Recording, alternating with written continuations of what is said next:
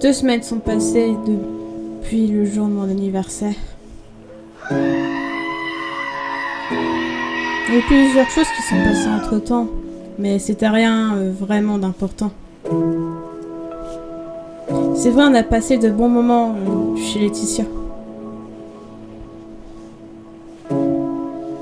Le jour de mon anniversaire était incroyable.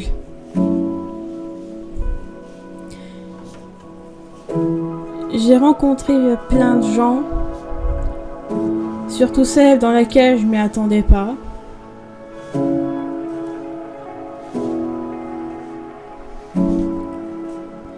Et il y a eu une fête aussi, on a tous fêté.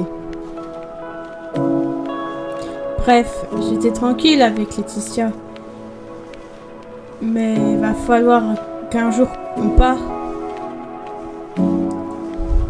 Bref, disons au revoir puis nous partons. Nous prenons la voiture pour y aller et ça a duré hyper longtemps. Après tout, c'est un peu normal, ils vivent assez loin.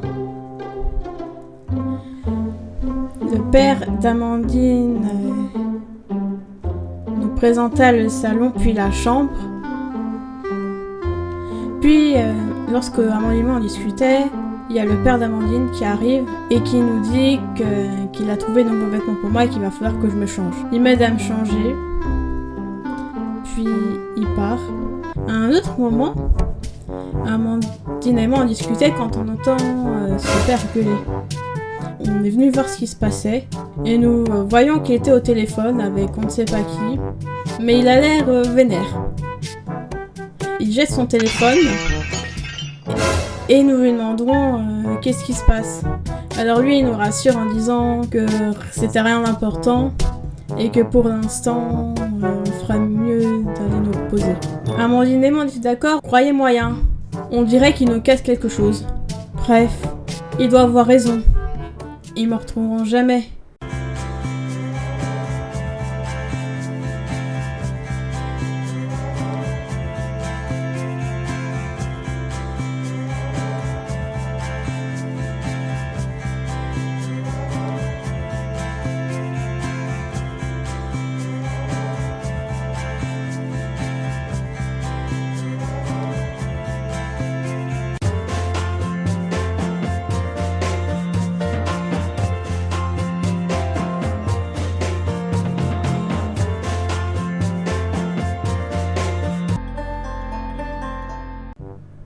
La Bully Festa approche à grands pas, et Amandine et moi, nous sommes actuellement en train de tout préparer pour la fête afin d'être la plus discrète possible. Quand soudain le père d'Amandine vient nous voir, et nous dit qu'il y a quelqu'un qui nous attend dans le salon. Nous le suivons dans le salon, et nous voyons une fille que je reconnais déjà. Il s'agit de Laifra, la chef de la police aérienne.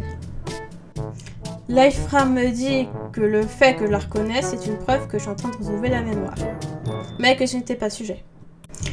Elle nous dit qu'elle organise une fête chez Joueur à Boulot à l'occasion de son anniversaire. Et elle compte nous inviter en tant que surprise pour son anniversaire. Elle me demande ce que j'en pense. Le père d'Amandine se retourne vers moi pour demander mon avis. Et moi j'accepte directement. Laifra est en train de nous dire bien. Peu de temps après, je me réveille dans ma chambre du château. J'avais fait une longue sieste.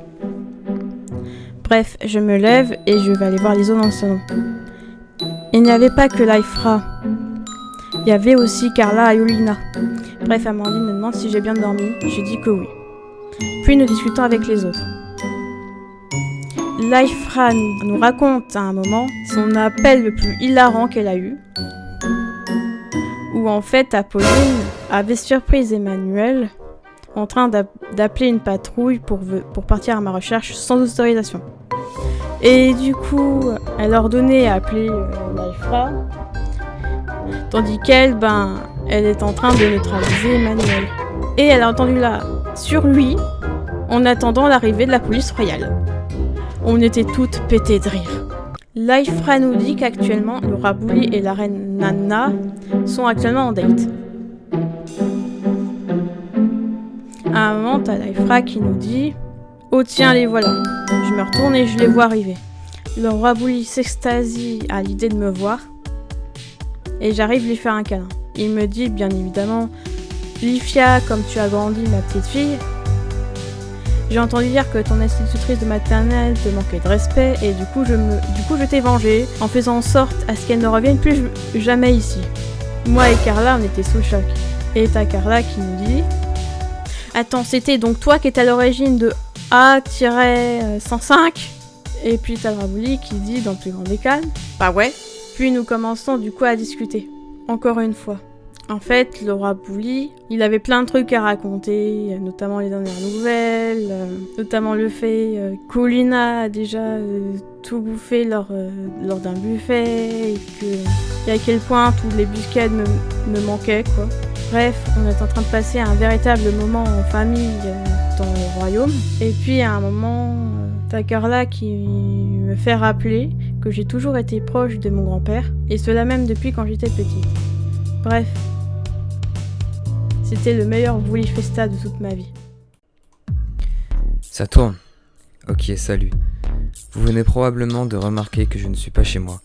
Eh oui, j'ai pris la décision de moi-même fuguer chez un de mes meilleurs potes. On m'avait quand même donné le conseil de privilégier d'aller chez celui qui vit le plus loin de l'appartement. Je sais que ma mère l'a signalé à la police car j'ai dû, le lendemain, me cacher pendant un certain temps, juste le temps que la police était dans la maison. Amandine me dit qu'il n'y avait rien à signaler pour le moment et Laëcia fait des tours de ronde discrètement afin de signaler si besoin. Hélas, une nouvelle menace a fait son apparition et cela depuis octobre. Cette menace a fait ce que Georges Anne a récemment pris la route pour le sud. Louise et Amandine doivent tenir bon.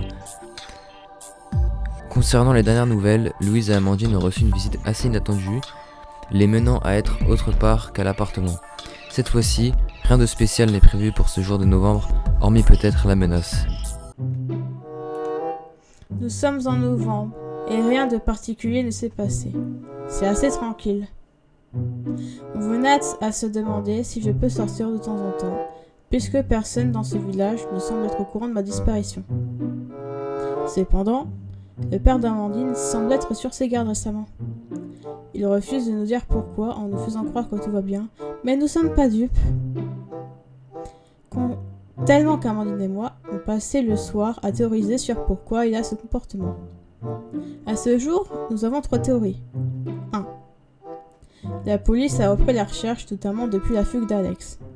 Bah oui, vu que nous sommes de la même famille, ça peut arriver. 2. Georges Anne est quelque part dans la région. Possible. Le truc, c'est qu'on n'a plus eu de nouvelles depuis que j'ai été chez Carla. Du coup, nous croyons qu'il a abandonné. 3. Il y a une menace plus grande. Un nouvel ennemi? Tentative de corruption envers l'un des nôtres?